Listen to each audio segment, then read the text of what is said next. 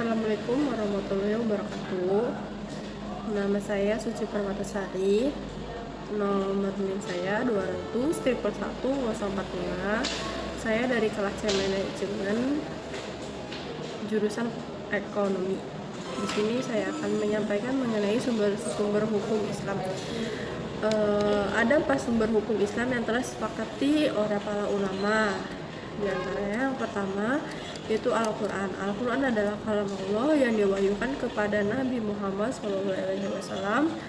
Tulisannya berbahasa Arab dengan perantaraan malaikat Jibril. Al-Quran juga merupakan hijrah atau argumentasi kuat bagi Nabi Muhammad SAW dalam menyampaikan risalah kerasulan dan pedoman hidup bagi manusia serta hukum-hukum yang wajib dilaksanakan. Hal ini untuk mewujudkan kebahagiaan hidup di dunia dan di akhirat, untuk mendekatkan diri kepada Allah Subhanahu wa taala.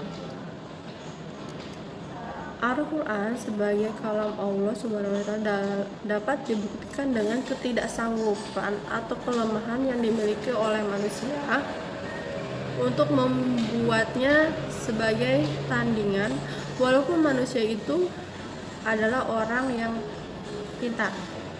Dalam surat Al-Isra ayat 88, Allah berfirman yang artinya, katakanlah sesungguhnya jika manusia dan jin berkumpul untuk membuat yang serupa dengan Al-Quran ini, mereka tidak akan dapat membuat yang serupa dengannya, sekalipun mereka saling membantu satu sama lain.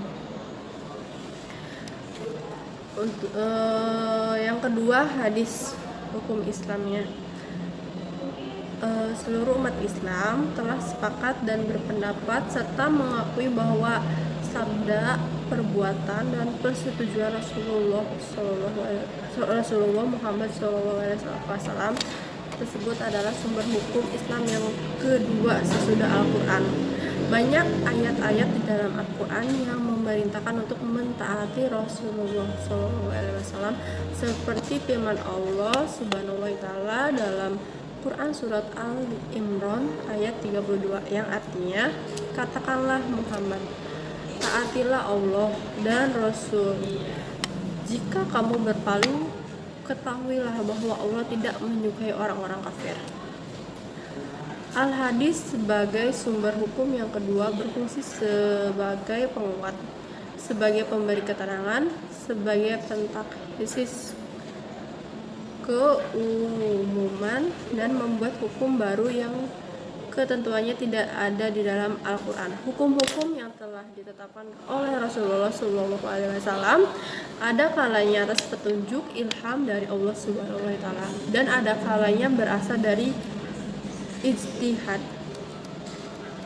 Yang ketiga, ijma.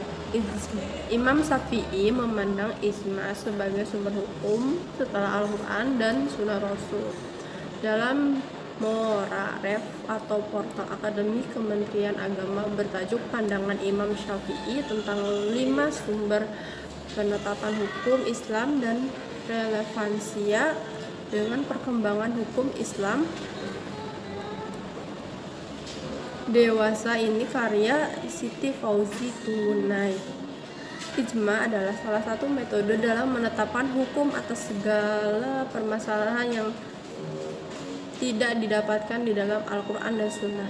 Sumber hukum Islam ini melihat berbagai masalah yang timbul di era globalisasi dan teknologi modern. Jumhur ulama ushur fiqh yang lainnya seperti Abu Zahra dan Wahab Khalaf merumuskan ijma dengan kesepakatan konsensus para mujtahid dari umat Muhammad pada suatu masa setelah wafatnya Rasulullah SAW terhadap suatu hukum syara mengenai suatu kasus atau peristiwa. Ijma dapat dibagi menjadi 2 bentuk, yaitu ijma syarih dan ijma sukuti. Ijma syarih atau lafzi adalah kesepakatan para mujtahid baik melalui pendapat maupun perbuatan terhadap hukum masalah tertentu. Ijma syarih ini juga sangat maka terjadi. Bahkan jangankan yang dilakukan dalam suatu majelis pertemuan, tidak dalam forum pun sulit dilakukan. Bentuk ijma yang kedua adalah ijma sukuti, yaitu kesepakatan ulama melalui cara seorang mujtahid atau lebih mengemukakan pendapatnya tentang hukum satu masalah dalam masa tertentu. Kemudian pendapat itu tersebar luas serta diketahui orang banyak. Tidak ada seorang pun di antara mujtahid lainnya menggunakan perbedaan pendapat atau penyanggah pendapat itu setelah meneliti pendapat itu. Yang keempat atau yang terakhir itu qiyas. Sumber hukum Islam selanjutnya yakni qiyas atau analogi. Qiyas adalah bentuk sistematis dan yang telah berkembang rayu yang memainkan peran yang amat penting. Sebelumnya dalam rangka teori hukum Islam al-Syafi'i, qiyas menduduki tempat terakhir karena ia memandang qiyas lebih lemah daripada jima.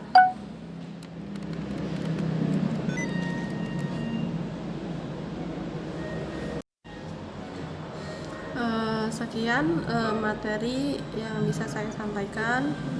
Kurang lebihnya saya mohon maaf apabila selama penyampaian itu ada kesalahan kata atau tindakan saya. Saya mohon maaf yang sedalam-dalamnya. Atas perhatiannya saya ucapkan terima kasih. Wabillahi taufiq wal hidayah. Wassalamualaikum warahmatullahi wabarakatuh.